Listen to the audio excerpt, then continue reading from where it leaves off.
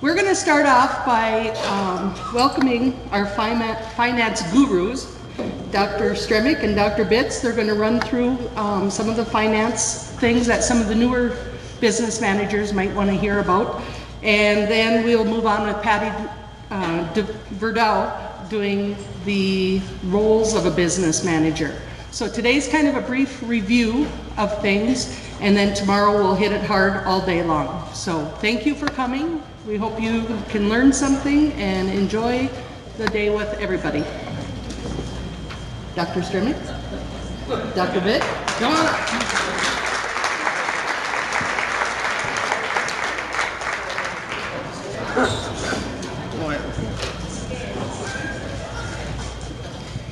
Good afternoon. Good afternoon.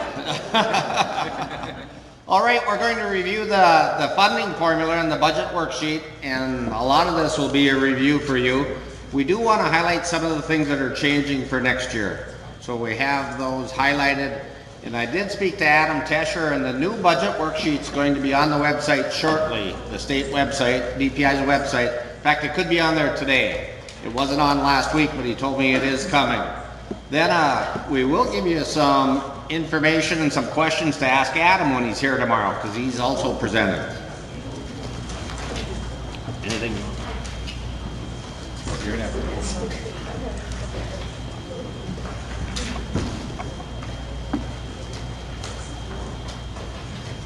Not working?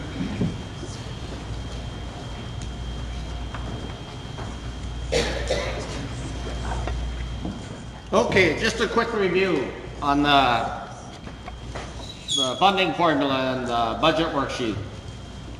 Most important thing is student membership. Again, it's a student-centered funding formula, so the more students you have, the more money you get. It's really that simple. And you want to make sure you're claiming all your students. So student membership, then we have other program membership. Going to highlight a couple things there. Make sure for the smaller districts that you enter your extended school year special ed and also your special ed preschool. Those are some things that typically don't happen in your districts. You will have to get those ADM numbers from your special ed unit. So it's easy to overlook that. But I'm guessing just about everybody has those programs, so you want to get those numbers from your special ed unit to enter at the end of the school year, because those are dollars that you deserve. We'll go over the formula adjustments, talk about local revenue, property tax, and then some baseline funding. And there's a lot of changes coming down in those areas, so we'll review those for you.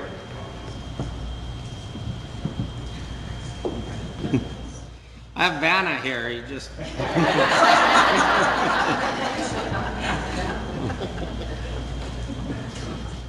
All right, student membership. Again, you should be able to get this right away in June for next year, as soon as the school year ends. Power School and STARS should be linked. So you should be able to get your student membership. There's the pre-K special education up there. That's the number you have to make sure and get from your special ed unit. Some of the larger districts probably run your own pre-K special ed, so you have those already enrolled, those students, but other districts, you'll need to get that from your special ed unit. This is an actual budget worksheet, and this is Jamestown's from last year. So gives you an example, and the reason we use Jamestown is they have a lot of the boxes filled, and they're a great example. So again, it all starts off with the number of students. So as you're projecting your budget for next year, you should have those numbers right away in June, and they should be pretty solid for you as you make your budget projection.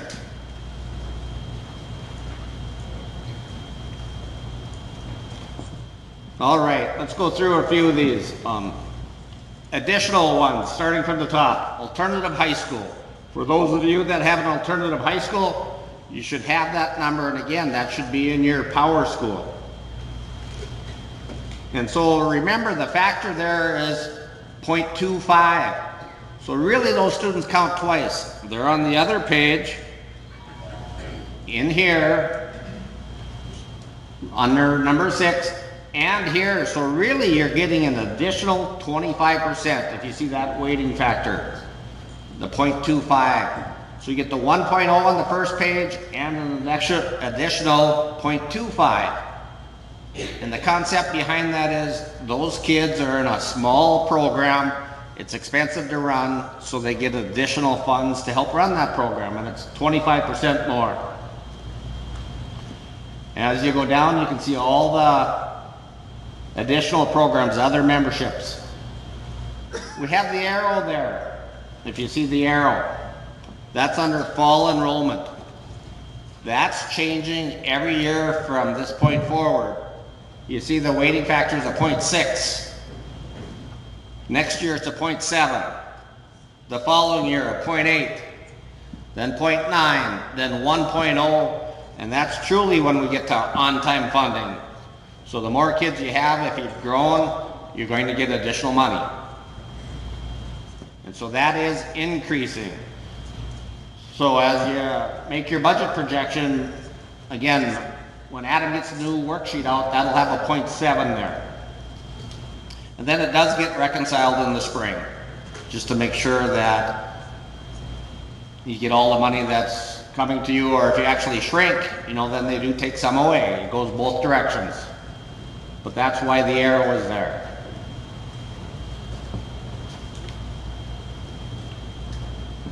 Wanted to double up and add again number 10. And again, it's on there, the pre-K special ed. Get those numbers from your special ed unit. I see that forgotten a lot when I work with districts. They just don't get that. You don't realize sometimes they aren't in your building. It's important to get those numbers.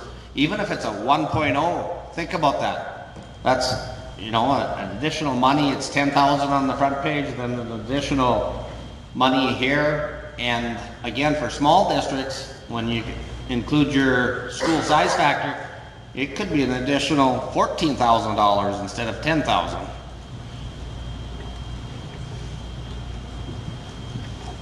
ELL, you should have those numbers again through your STARS program. They all need to be entered. For those of you doing budget projections, if you have your new ADM, which you should in June,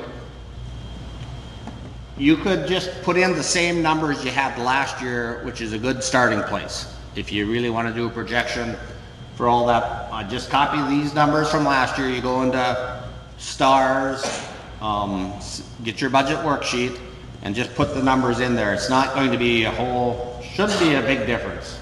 Now, some of the large districts it may be, you might have to make some projections, but for everybody else it should be very similar, unless something's crazy happening in your district.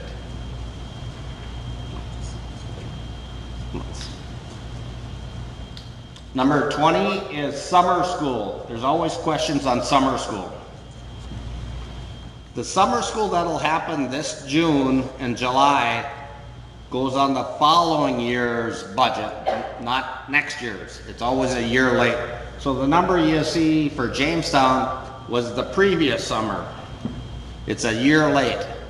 Everybody thinks, okay, we have summer school this year, we have to make sure and get it entered right away. Well, there's no big hurry. I mean, you need to do it, but if you do it in August, you're okay because it's for the following year. So just keep that in mind. It's numbers from the previous year for summer school. Again, underneath summer school, we have the special ed extended school year. Those numbers you need to get from your special ed unit, if they have those programs. And again, most people do. For students who have an IEP that basically state they'll regress if they don't have summer school, so then they are in summer school and you get additional money, and if you look at that, it's a 1.0, so it's a big weighting factor. So it's very important. Remember, that's hours during the day, so it's not one student doesn't equal a 1.0 for summer school or extended year. You have to have so many hours, and again, that's dependent on the IEP.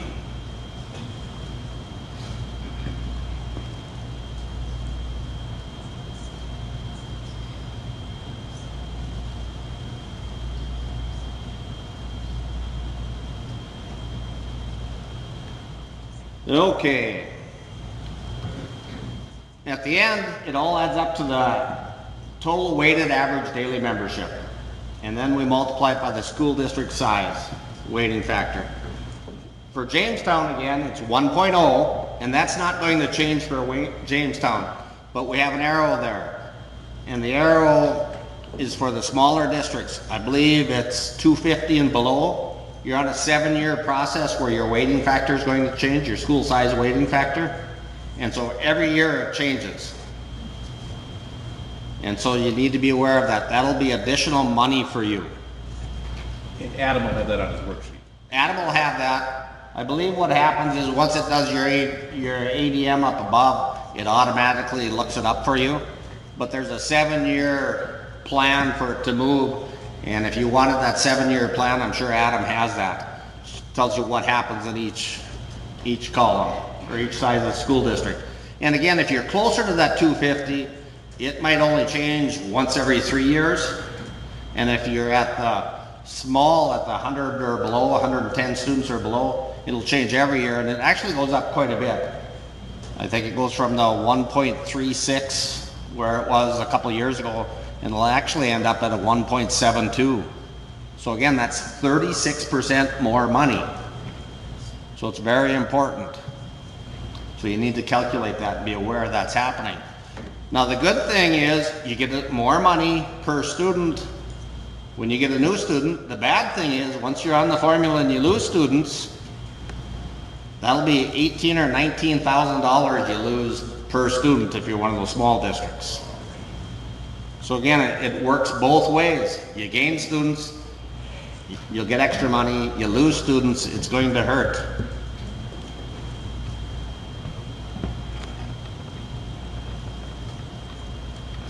And again, the student payment rate goes up next year. We hope it goes up every year. I know there's been a couple of years where they've held it constant.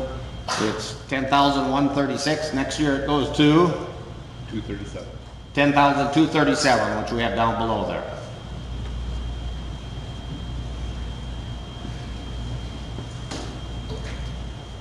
Now let's just look at Jamestown.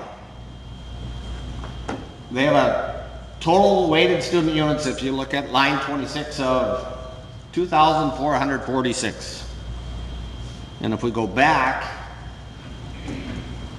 go all the way back, their actual ADM was just right around 2,200 students. Just under 2,200 students. Go back to here. They end up with 2,450 in round numbers. So they gained 250 weighted student units. That's why often you'll hear me say for the larger districts, they don't get $10,000 a kid. They get $11,000 if you do the math, because it's $10,000 per weighted student unit. Then you have all these add-ons, and then you multiply it by the 10,136, or 10,000, yep, 136. And so if you want to just do the math quickly, if I could have somebody do that, let's take the 24,796,000, if somebody has a calculator handy. The bottom number, 24,796,609. Somebody doing that? And divide it by, let's go back, the 2,193.72. Somebody do that? 11,302. So here we have a large district, Jamestown, who's supposed to get, who does get 10,136 per weighted student unit. And it actually turns out to be $11,300 a student, a body, is what is generated on average. So again, it's more than $10,000 a kid. It's over $11,000 for Jamestown on average for a student because of all the add-ons. Yep. I was just looking at ours, and ours shows $10,036 per student, so is that incorrect? I'm guessing that was last year? Are you off a year? Well, it says for the 21 or 23 or 22, 23. 10,036, isn't that what it was last year? 10,036 was last year's payment, so the Okay, so, 2021 school year. okay, I'll check on that then. Yeah, I believe it went up $100 or 1% or what was Yeah, it? it went up 1% each year, so it went up from 10,036 to 10,136 to 10,237 next year. Okay, thank you. Yep. So again, if that weighting factor was different for, or the school size weighting factor was different for a small district, let's say it's at a 1.3, you know, that's $13,000, and then you add the extra thousand, so it's really $14,000 a student is what I'm going to say, just pull out of the sky, is what an actual student generates. And again, when we get all the way through this, 5 years down the road, when it's 1.72 for those small districts, that's 17,000, and add 1,000, it'll be $18,000 a student. You'll gain or lose if you lose those students. Any questions on that?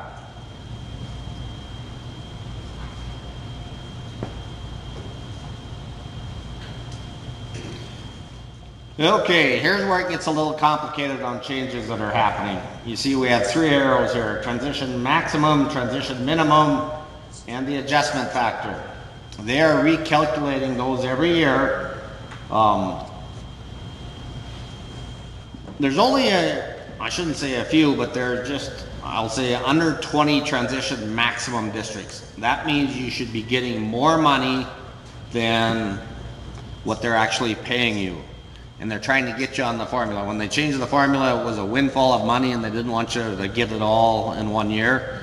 And so they've made some changes to that and they're going to get you on the formula. It's typically the school districts who have reservation land, Indian trust land. So that's the districts there. The transition of minimum districts are a lot of the smaller districts that were property rich. You were generating more money under the old formula than this current formula. And so they didn't take it all away from you on day one. They let you keep it. They called it, they grandfathered you in and let you keep the money. Now they're going to take it away. And again, it's recalculated every year, and the adjustment factor for this year was 85%. So if you look at your budget worksheet, you have a number on line 30 there. Next year, that factor is 70%, so you're going to lose 15% of that money. And I believe there's about, let's see, I think it's 70 or 80 districts that have a number there. So that will start to disappear. You need to be aware of that. And that 85% goes to 70%. The next year it goes to 55%. Then it goes to 40%. It goes down 15% a year. So again, that's basically the smaller districts. You will be losing money. And again, the goal is to get you on the formula. Technically, if you have numbers in line 29 and 30, you're not on the formula. They consider you off the formula because you're getting hold harmless money. It's transition money. They want to get you on the formula. They passed the law a couple years ago and it said in 7 years everybody's going to be on the formula, so they created it and it's basically 15% a year. But for small districts, it adds up to be a lot of money. Now the hope is, depending on how large your hold harmless is or that transition minimum, if we go back to here, if the school size weighting factor changes, it can offset that amount for some districts. And if you're a small district and you're on the formula, this is all additional money. I can tell you, working in a small school district and helping roll that out, I've done the numbers for them in a 7-year projection because they're a hold harmless district. They're going to lose money when that 85% goes to 70% and everything, but they actually make up more than they're losing when the weighting factor goes up. And it's just a little bit. So technically they won't be affected when that changes.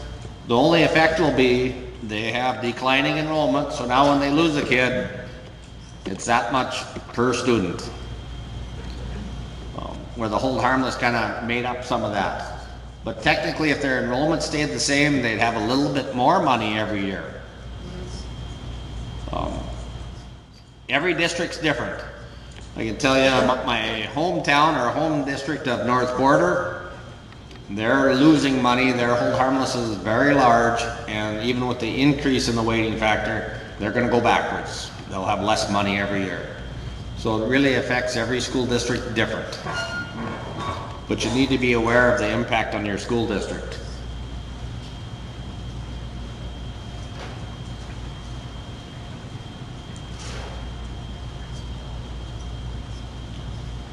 Okay, there's the numbers from last year. 94 school districts were off the formula, and I think there's 176 school districts, or 100 and, isn't it? That's about right. 176 school districts. So over half of them are off the formula. So the goal is to get everybody on the formula. Again, those are some of the things we talked about. If you look at the last bullet there, it's going to change 15% every year until they get on the formula in 2027, 28. Had lots of discussions about this, on how it works and why it works. If you're in a district with a large hold harmless amount, you're going to be dealing with a deficit every year until 2027, 28. I know nobody likes dealing with it, but when you do it year after year, it's tough. You might want to consider making larger cuts so that you don't have to make cuts every year. You know, make larger cuts and be good for 2 or 3. Those are just some things you can think about.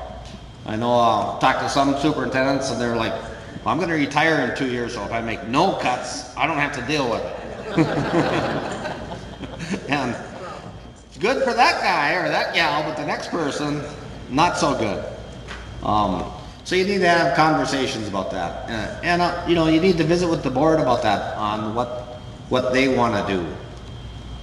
Because I can tell you that morale and everything when you're cutting staff every year is not good. Had a question. This is where we are at right now. You give this presentation to NDA so they know what's going on, so they can tell their staff. Not just us saying, you know? So. No, I guess we haven't. We would if we were invited. But I can tell you that a few years ago, several years ago, I had Dr. Bitz as head of the union in one of my finance classes for UMD. And she wanted to learn that, and she was the head negotiator. Paul didn't do a very good job. He didn't get it.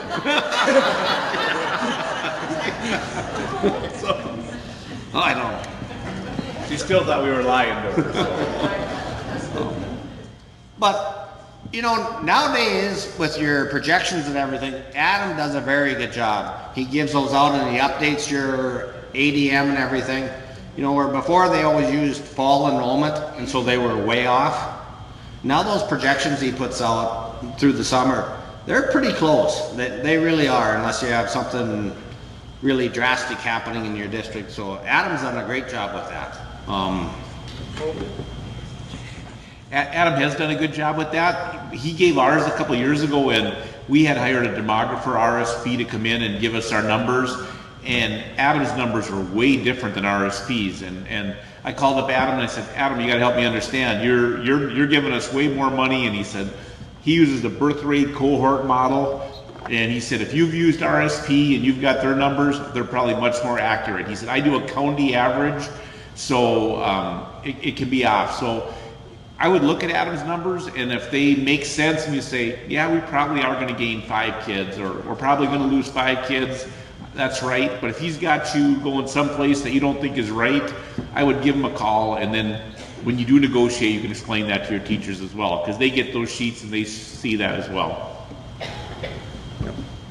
Now remember, when you do negotiations and everything in your budget projections, the majority of the money comes from students who are enrolled or are enrolled.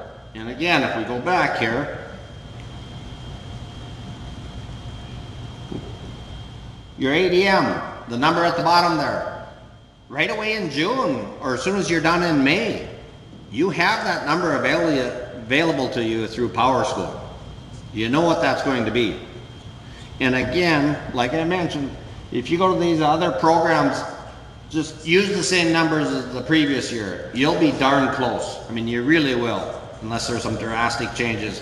So you should be able to have a good projection, solid projection.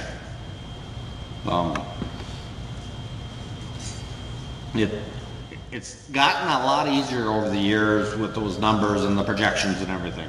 And I know that there's some issues when students are transferred or they're doing services in another district, and you have to talk to the district who's claiming them, who's not. But again, I believe your numbers from your Power School will be very close.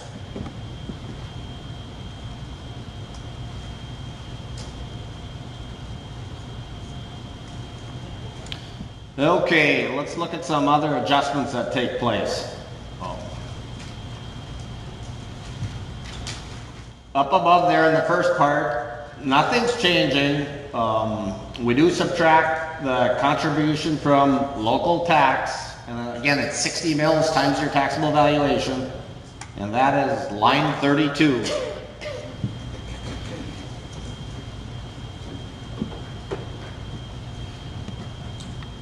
Now keep in mind there are thoughts about giving property tax relief in the future. And that 60 mils, there's been discussions on making it 30 mils. And so, you know, that'll be direct property tax relief if that happens. But you have to be careful what happens to your district. Because now you get the growth on the 60 mils as, I'll say, additional new revenue right now. If it went to 30 mils, you'd only get the growth on 30 mils. And if you have a large taxable valuation in your big district, that growth, if it's 5 or 10%, is a lot of money. Let's use Bismarck, for example. What's your taxable valuation, Darren? It'll probably be 10% this year. 10% increase? Yep. And what's the total dollar amount of your taxable valuation? That'll be about 560. $560 million. And 10% on that then is 56. And so that times 60 mils, you know, I'm guessing that's going to be $5 million. Additional revenue that's not subtracted, because they subtract last year's dollar amount and you get this year's dollar amount. Now, when that goes to 30 mils, instead of 5 million additional dollars, it's half that, 25 million. So the question is, okay, you do this, who's making up the 25 million that I used to get? Because if the state doesn't make it up and you still need that money, what are you going to do to get additional revenue? And there's really only one thing. If you have the ability, you'd raise the mill rate. And so if you raise the mill rate, is there really property tax relief? You know, it gets offset. So I mean, it's just something to consider. It gets a little more complicated. The property tax relief for the taxpayer, you know, I think is pretty simple if you go from 60 to 30. But then if school districts increase it to make it up, it might not be the full 30. Yep. Now, we're limited to a 12% increase. Would that change? Is there any conversation of that would change as well? There are discussions about that, and that the concept would be for if it went down to 30 mils, everybody's on the formula, and you know, there's a law now that they want to get everybody up to 60, and once you're at 60, you get the full increase.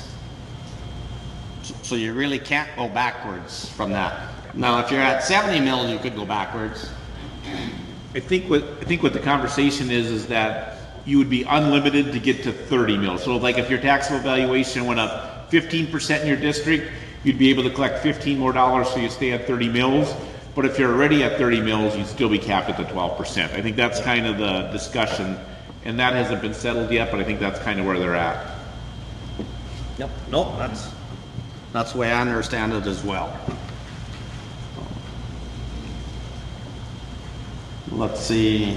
We'll come back and forth here. Let's get down to section B. You have an arrow there under the sinking in interest percentage, the non-sinking in interest percentage. For those of you that passed bond issues this year and thinking that percentage is going to change, it's not. when you calculate it.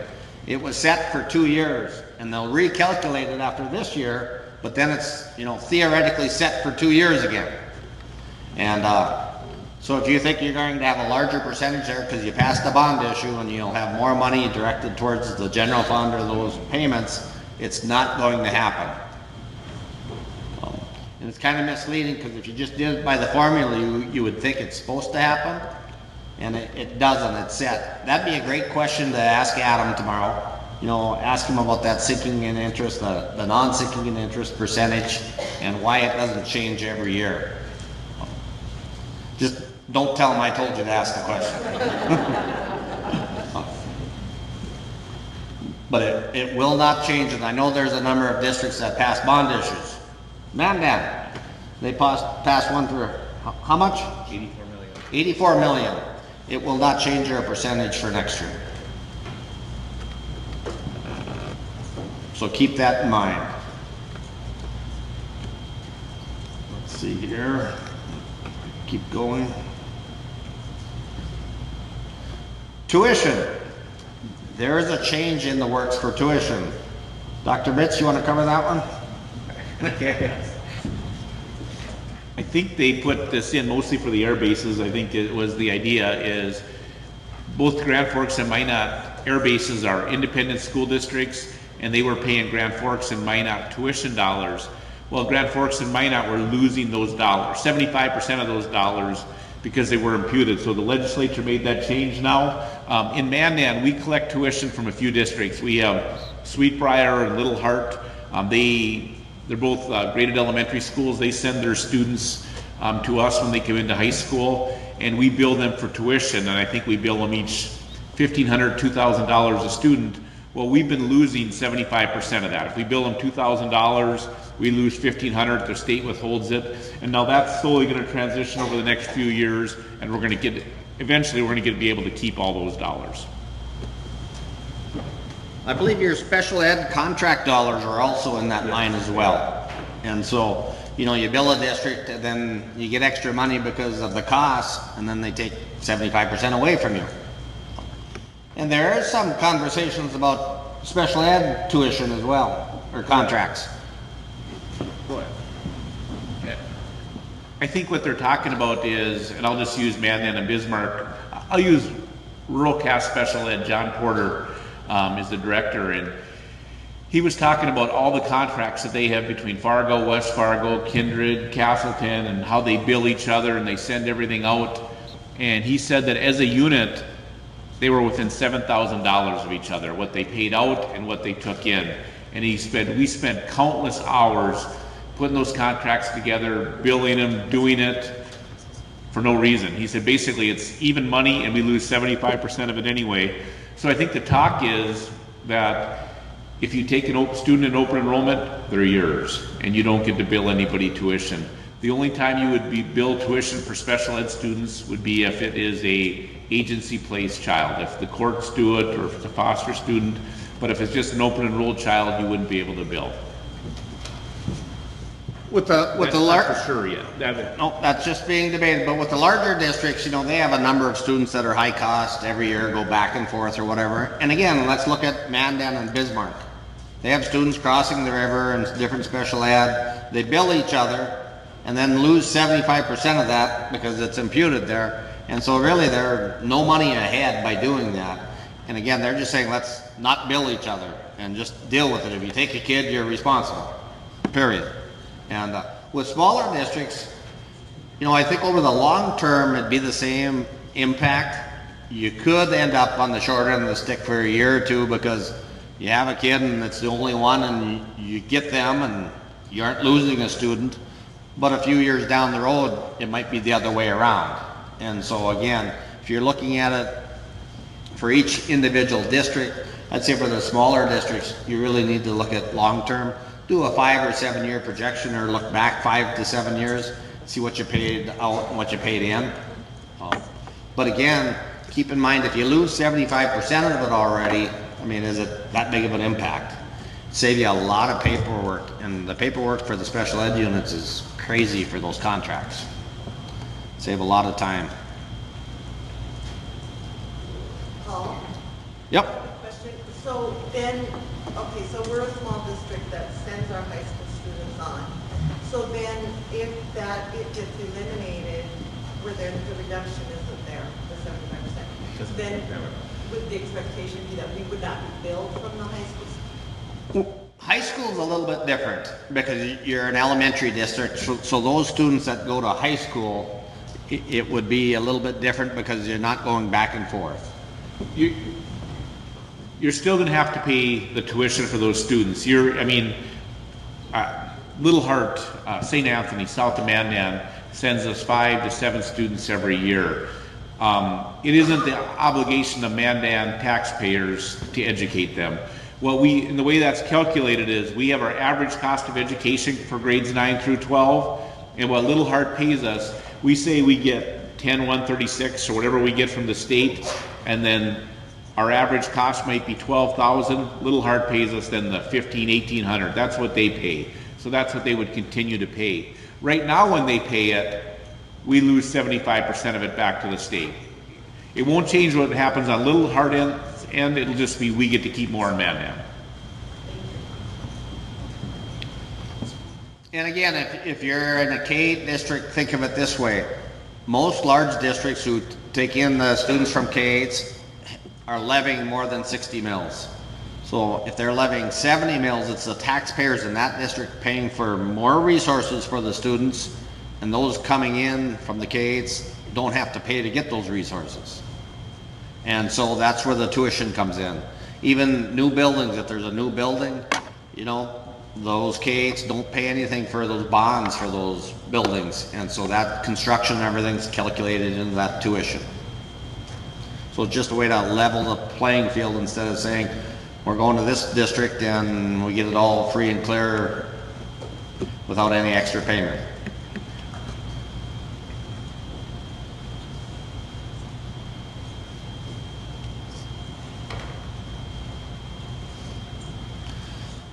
One of the big things we hear is how much each school district gets from the state. Did the example here with Jamestown. As you can see, you get 10,136 for the base payment for a weighted student unit. It's not per student, it's weighted student unit. And then you can calculate what the local district pays from their 60 mills and their other local revenue and subtract it and end up with how much comes from the state. 8,143. That number is different with every district. If you're a property poor district, that number would go up. If you're a property rich district, it goes down, you get less money from the state. The bottom line is everybody gets 10,136 per weighted student unit. That's the equity and the adequacy of the formula. Exactly, and like Paul said, everybody gets a different. One of the things I like to do at our budget hearing is we have people come and they're mad because we had to raise our rates to stay at 60 mills or we had to go up a little bit. And one of the things I like to show people is how it's different. No matter what your zip code is, we all have the same amount to spend per student, but the state gives a different amount to each district. And I'll pick on Brant in the back. One of the things I do on my sheet, when I show Watford City gets about 40% of their dollars from the state. And that's because when the state guarantees you 10,136, when Watford City levies 60 mills and they get their oil revenue and everything, they're all the way up here. The state only has to kick in about 40% of that to get them to 10,136. In Mandan, over 70% of our money comes from the state because when we levy 60 mills, instead of being here where Watford City is, we're down here. So the state has to kick in more. And it's just so that we all have the same to spend. And I always when they're at the budget hearing, we say, as much as we don't like the state formula, as much as we say we have to levy 60 mills, that's part of the partnership.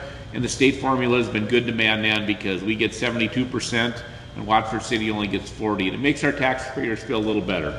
And I know your taxpayers don't like it. Now again, let's look at the example here. The local contribution on the 60 mills for Jamestown's $1,864 a student for a weighted student unit. If it goes to 30 mills, it'll be half of that.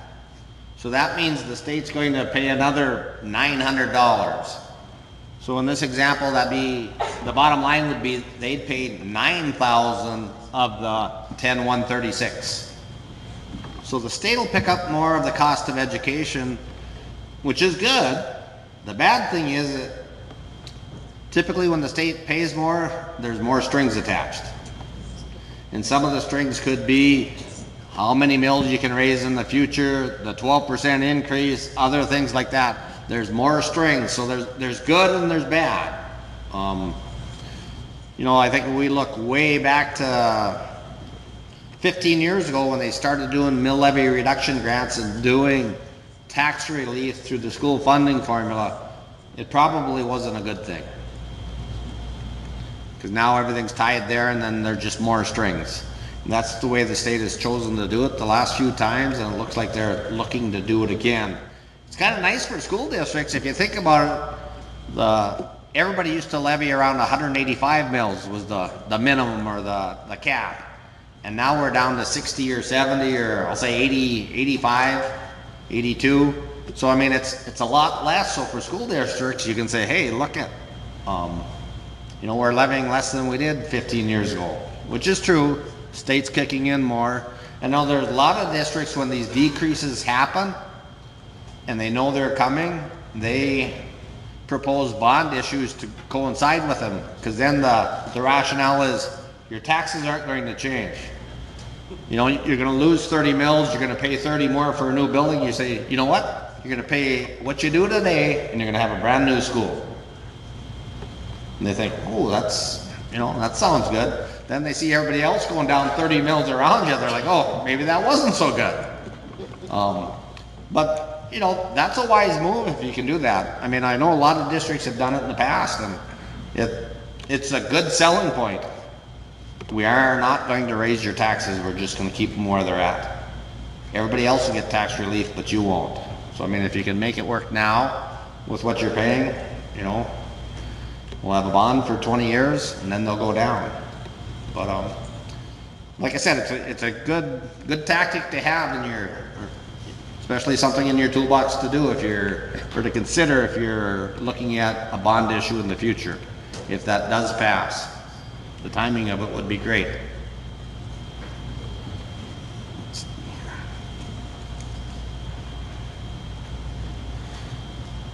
Okay, to highlight some of the changes from the 2021 session. The weighting factor, we talked about that. They are changing for districts at 245 students or smaller. Those are changing, 7-year process. They also made a change last time about K-8 districts to divide the ADM by a 0.6, and really that just means they used to have different weighting factors for K-12 and K-8s and whatever. Now they just have one weighting factor and they have a way to rectify it and make the adjustments. So I think it's real fair. Changes in the payment goes from 10,136 to 10,237 next year. The 7-year program, that is to get everybody on the formula. Which reminds me, I want to go back. Let's see.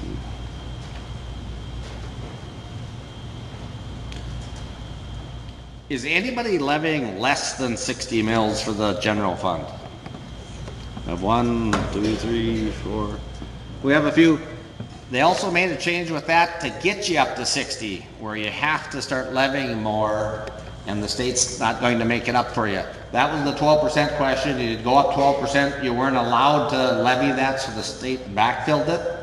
The state's got a formula now to do away with that backfill to get everybody up there. And again, the concept is everybody in the state should be paying at least 60 mills to K-12 education. And I think it's a good concept. You know, when your evaluations go up and everything, it gets a little complicated, but they're changing that as well, because technically they view it, those districts below 60 mills are not on the formula. So those changes will be made. So some districts may get hit double or triple. You may be losing money because of the transition minimum, and you may be losing money because you're less than 60 mils. You have to make all those calculations and be aware of that because it is coming. It's in law. So those changes are happening. One of the impacts that I believe could happen is if they go to that 30 mils, you would go right to 30 mils if you're below that. And so let's say you're levying 50 mils. Your tax relief would only be 20 mils where everybody else would be 30. You'd be on the formula in year one. You know, so that could be an impact for people. And the rationale is this, and I know it can be argued, but they'll say, well, that's not fair. I only get 20 mils of relief and you get 30. The comment is, yeah, but your taxpayers have had tax relief since it started. And so now the others are just getting it to catch up to. And again, depending on where you're at, I always tell everybody the funding, the arguments are based on your zip code. Wherever you're at, you might have a different argument. So everything is different, but that is changing as well.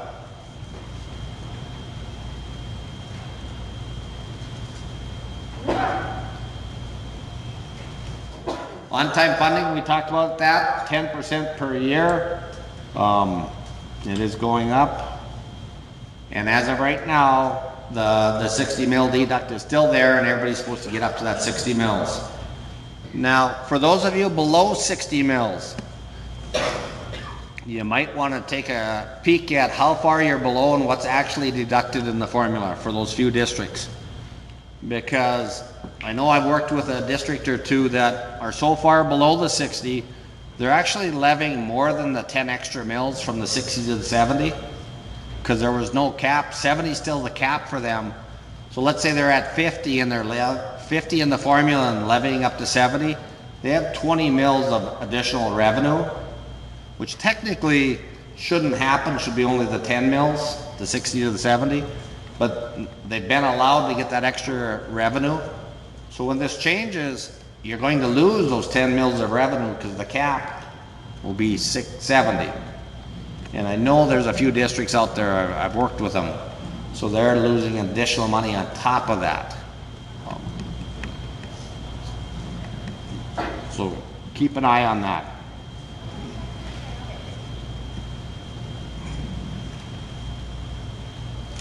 Oh, what happened here?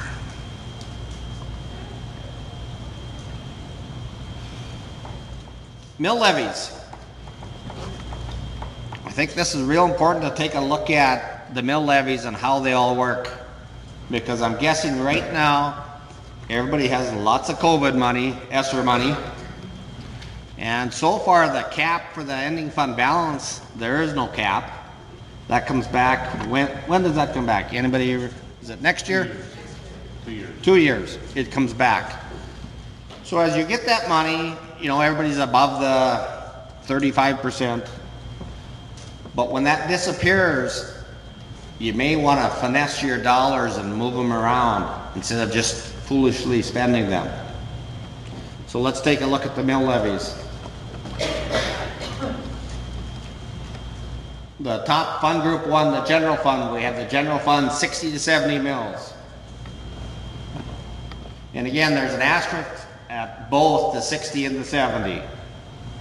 And again, there's an exception to everything in finance in North Dakota. The exception for the 60 mils is if you go up more than 12%, you're allowed to go below the 60. The 70 has an asterisk because you could have an excess fund levy vote and go above 70 mils. And so there is a way to get above 70 mils in the general fund. And there's also another way where if you're at 70 mils and your valuation goes down, you get to levy the same dollar amount, which could technically mean you could be levying 75 or 80 mils. I know that happened in Williston a few years ago, where they were at 70 mils, their valuation went down, they shot up to over 80 mils in their general fund. And again, same dollar amount, but more mils. The high school tuition levy. And again, it's kind of misleading. It says high school tuition, but it can be any tuition you're paying. And you get to levy whatever you want for the amount of tuition. When Paul says any tuition you're paying, a lot of that is special ed tuition. So if you're sending someone to Ann Carlson or paying tuition there, I know some of the larger districts have used this as an extra revenue source. They figure out that every year we pay $400,000 or $500,000 in tuition costs to Ann Carlson or other agencies, so they levy that so that they could go above the 70 mills. Yep, that's exactly what's happening. Some of the smaller districts may pay this for their students, high school students, to attend a CTE center. I know that's happened in the past. And with the construction of more CTE centers, it might be another option to get some of those funds, because if you send students to another district, they're going to want some money for those services they're providing. And again, it's underlined, the black underlined ones are all at board action. You can do it by board action. So you do not have to ask the public for any permission to do this. Now with the high school tuition levy there, the caveat is you're only supposed to levy the amount you need for tuition. So you project the tuition, work it backwards from your taxable valuation and say we need 3.2 mils. So that's what you're going to levy. You can do that, board action. Now keep in mind, all the board action still doesn't mean, or still, you will still have to do your budget hearing and justify it to the public. And if you do too many mills through board action, I'm guessing you're going to have a very busy public hearing. So keep that in mind. You do have the right to do it as a board, but you still have to be accountable to the taxpayer, is the way the system's set up. Miscellaneous levy, 12 mills. If you're at 0 mills today, you could be at 12 mills next year. Board action. It's that simple. No cap, no 12% cap or anything. But again, you'll have to answer to those taxpayers during your public hearing. But the board can do that. So that is a way to do it. Now, for a lot of the transition minimum districts, you need to start looking at these, because a lot of them are levying 60 mills because they're getting additional money. When that starts to disappear, that 60 may turn into 70 mills. And it may be cash neutral. You're losing money on one side, you're going to gain money at the local side. And then when you get to 70 mills, you might start increasing your miscellaneous fund. So it's going to happen for those small districts. If you're at 60 mills, when you lose your transition minimum, your hold harmless, you're probably going to be at 82 mills for a lot of them. You can go from 60 to 70, then add the 12 in the miscellaneous. And again, people are going to say, you should have been at 82 all along because you shouldn't have had the hold harmless. So again, it depends on your zip code, wherever you're at. School safety plan, it's red there. That means it has to be voter approved, and it's up to 5 mills. And the caveat with that is it has to be reauthorized every 5 years. That was something that was passed in the legislature, I'll say 4 or 5 years ago. And no school district to this point has accessed that. So nobody's had that vote, but it is there. Fund Group 2, Special Reserve. And again, it's black and it's underlined. Board action. You can levy up to 3 mills. The rules with that fund is the most you can have in it is the equivalent of 15 mills. So you take your taxable valuation, multiply it by 15 mills, that's the most you can have in there. And so there are a lot of districts who levy 70 in the general fund, 12 in the miscellaneous, and 3 in the special reserve every year. So really they're levying 85 mills. And again, the rules with the special reserve is you can only take half of it out at a time, unless you're at the cap of the 15 mills, then you take everything over the 15 mills. So if you are at the cap of 15 mills and you levy 3 more mills, you get all of the 3 mills. So So theoretically, you could levy up to 85 mills for the general fund. 70, 12, and the 3. Now the special reserve, a couple cool things here if you want to finesse your dollars. You can create a special reserve fund by board action. You create it.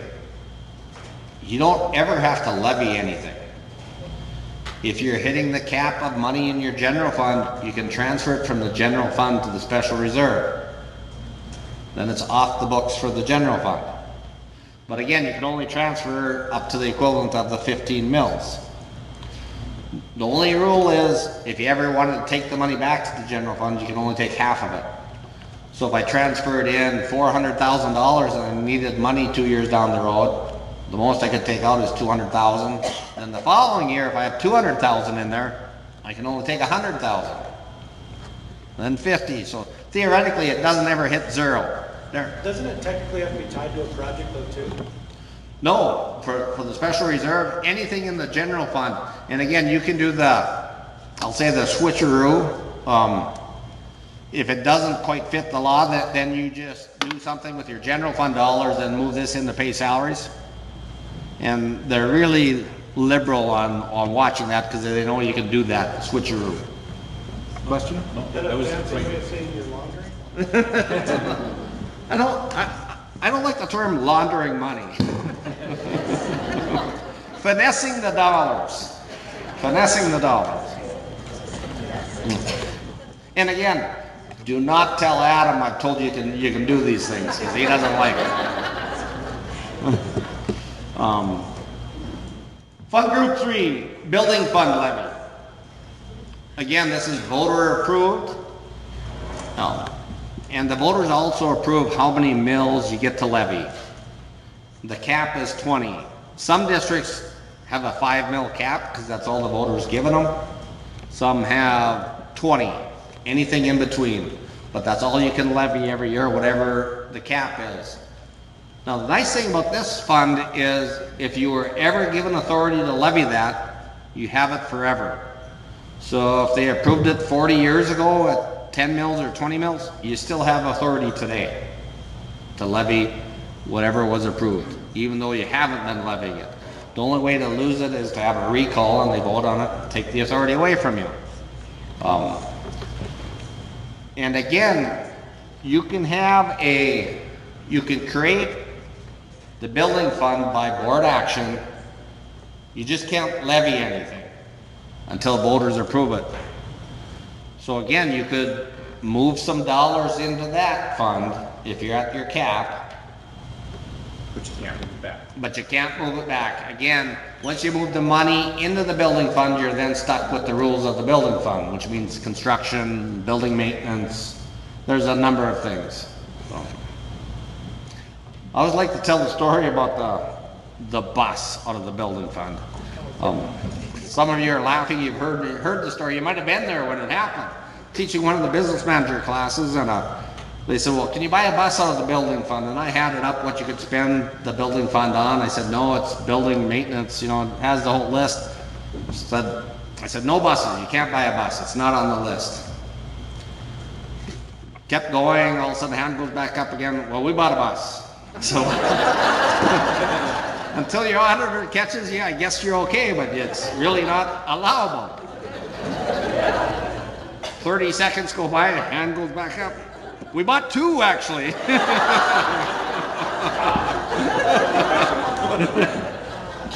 I hope you weren't in here if that was you. It's a great story, though. Whatever.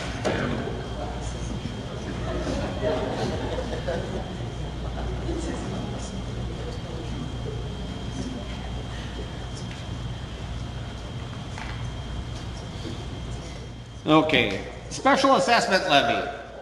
Again, this is underlined and it's black. It's black and it's underlined. The board has the authority to levy whatever you need to pay special assessments. So a lot of times if you build a new building and it's on the outskirts of town and the city has to put streets and roads and gutters in around the school, there's special assessments. You can technically levy whatever you need to pay those specials, so it doesn't come out of your general fund and hurt you or your bond issue. You can do that. A lot of people calculate that in when they're building a building, because if not, they tell the taxpayer, we're only gonna levy 40 mills if you approve this project. Then you levy the mills and they levy 40 mills to build the building, another 3 or 4 to do the specials, and they think they've been misled. We should ask Mandan. Mandan's building a new high school. You gonna have special assessments? I'll let you know in about 3 hours. I think they're opening bids today, this afternoon, so. So Paul, I'm not sure a lot of people are aware of this, but last session they actually approved law that allows cities to pay for their road maintenance and charge a utility fee. So you still have special assessments for the things, for some things, but what that does essentially, let's say they pass that in Bismarck, now we can't specially assess that anymore, we have to take it out of our general fund. So we're working to potentially change that back. To get it added back in, okay? Did you hear that? Cities were given the authority to do what, utilities? Road maintenance, and that doesn't fall under the special assessment, so that would be a bill you could get and have no source of revenue to pay for it. Correct? And so want to change the law so that they can have the special assessment authority to pay for that as well. I just want to say with special assessments also, like West Fargo just built a school in Horace. And Horace says, with the roads and stuff around the school, instead of the people of Horace having to pay it, when they put that special assessment on West Fargo, or I mean on the school district, everybody from Harwood to Horace to West Fargo is all paying for part of that. And even in Mandan, I know our city and our park district, they like to, when the city levies a tax, it's just on the city of Mandan. When the park district levies a tax, it's on the city of Mandan, the residents there. When the school district levies, we go 40 miles south, 10 miles north, and all those people pay those special assessments. So the city always tells us, we want to put it on you, so it's spread, you know, it gets spread out more. So that's one of the things about special assessments. And it doesn't have to be a new road. Sometimes when they do a overlay or they do underground work, curb and gutter, that's a special assessment too. So.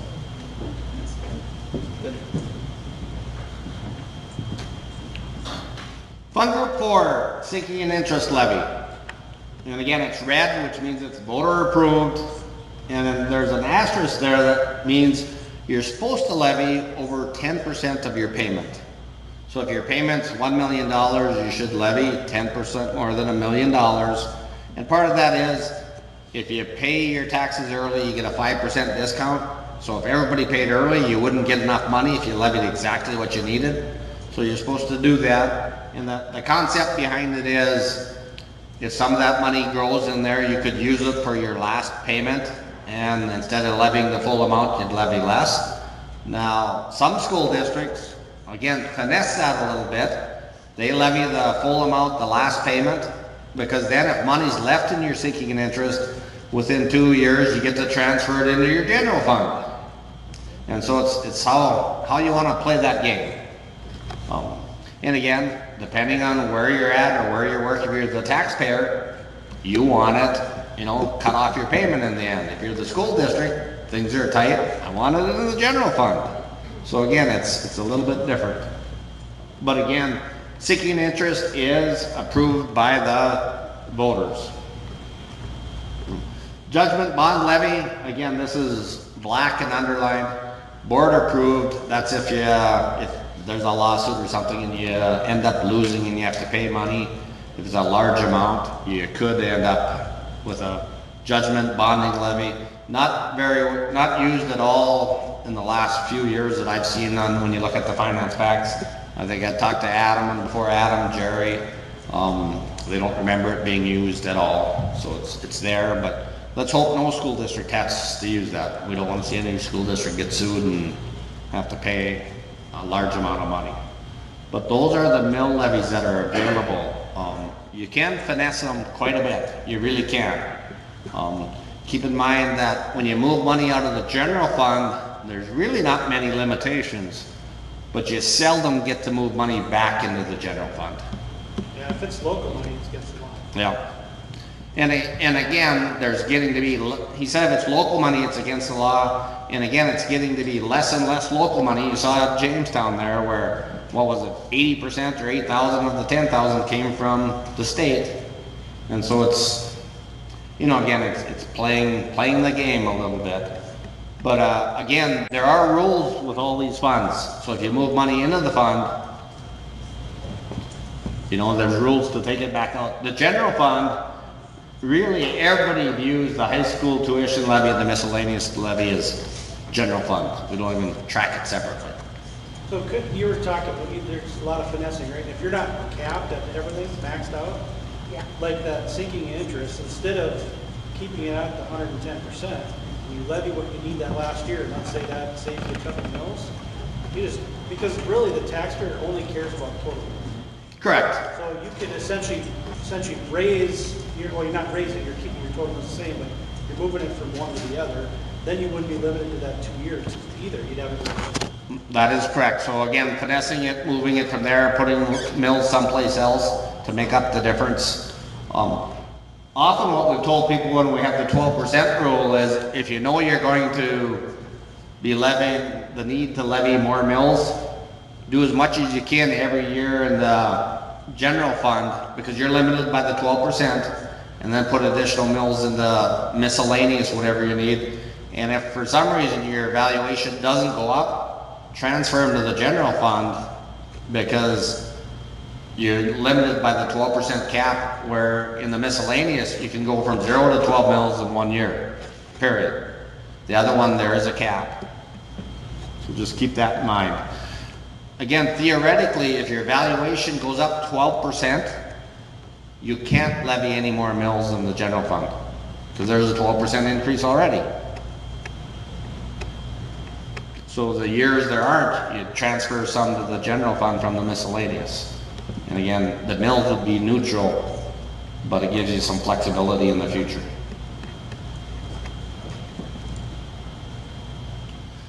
One thing we didn't cover that I know Adam's going to talk about tomorrow, and you may want to make sure you understand it from Adam, so ask questions. Transportation.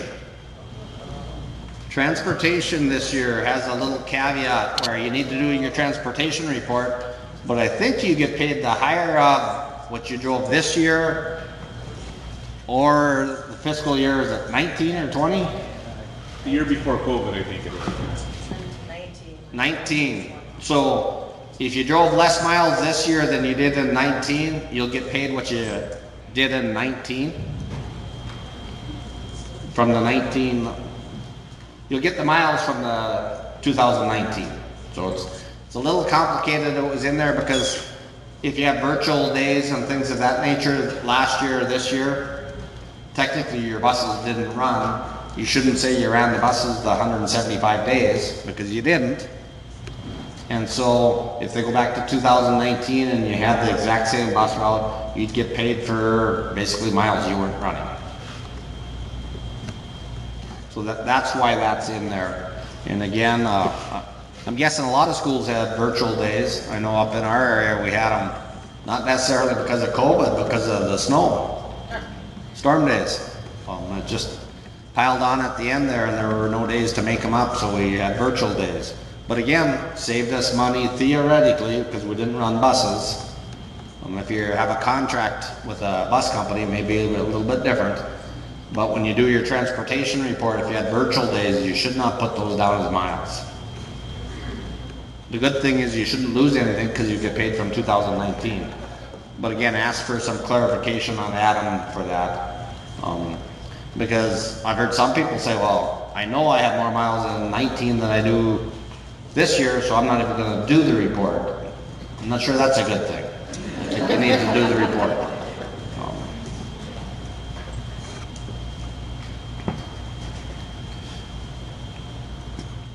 Questions?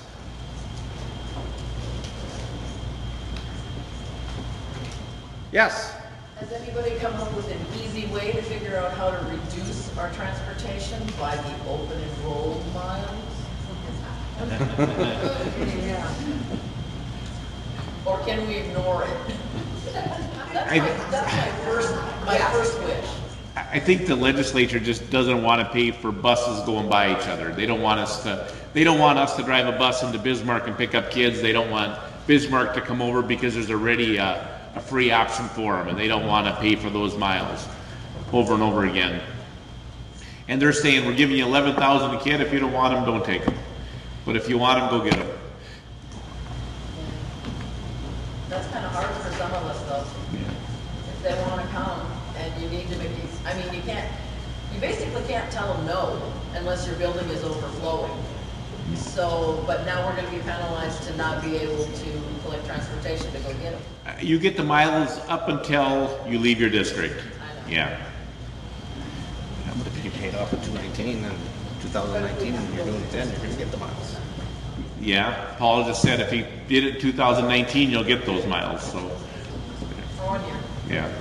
Is it to the border of your district or just to the last student that lives in your district? I think it's to the border of your district. I believe it is. Does the state realize that they're not straight lines for our border? They do. I'm just asking, because, They do. You know, and I'm going to tell you, I was in some of those meetings with the legislature, and I think what the issue is, it was when we park a bus on Main Street in Bismarck, Darren's saying, get your bus out of here, don't do it. So they're hearing it from both sides. They're saying, we're ready, we got this covered. We're educating these kids. It's the same argument as private schools. If they don't want to go to school here and they want to go to private school, they're on their own. And I think that's the issue that the legislature struggled with, is we're already paying with these small districts $17,000, $18,000 per kid. Now we're paying extra to have buses drive beside each other. That was their rationale and their thought. So what if we have somebody that annexed in their land into the other district, and then there's kids open enrolled between that point, can we still, because they are, still within our district, because they annexed in? You mean you have to go through another district to stay in your district? Yeah. I would think that might be legitimate. I would think as long as you're taking the shortest route to pick up the kids in your district, even if a little sliver in the middle of that is somebody else's, I think I'd argue with Adam and say, you need to pay us for these. Or I wouldn't tell him, probably better yet. Adam can't argue if he doesn't know. I did not say that, he said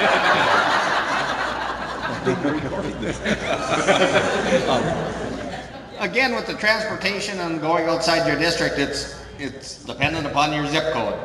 Right now in Roletta, I'll tell you, we have declining enrollment. We'll go and pick up anybody, if they're within reason. We'll go get them. I can tell you, I've been in a district where another school district came in, and in town, they went door to door, and they're still doing it. So they get door-to-door transportation in town, which we don't provide any transportation, within that town. So I'm gonna say, how fair is that? So I've been on both sides of it. And again, it's your zip code, wherever you're at, what works for you. I get it, but there are arguments both ways.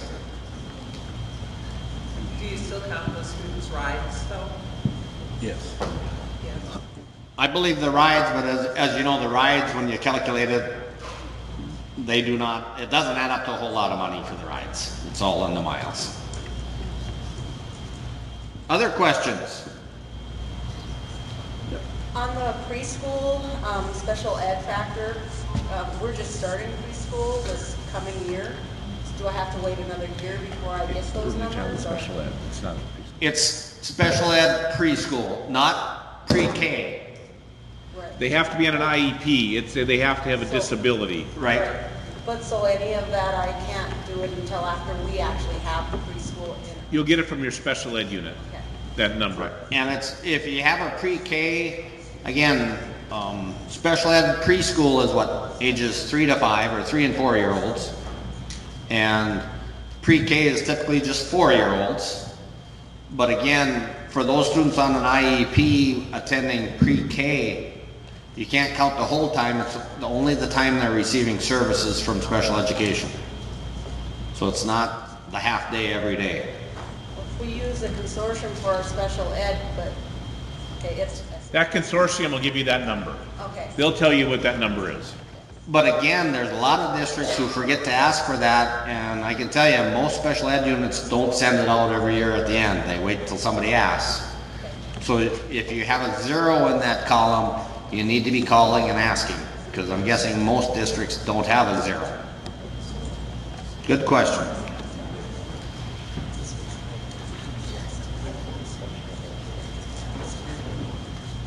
Any questions? Last call.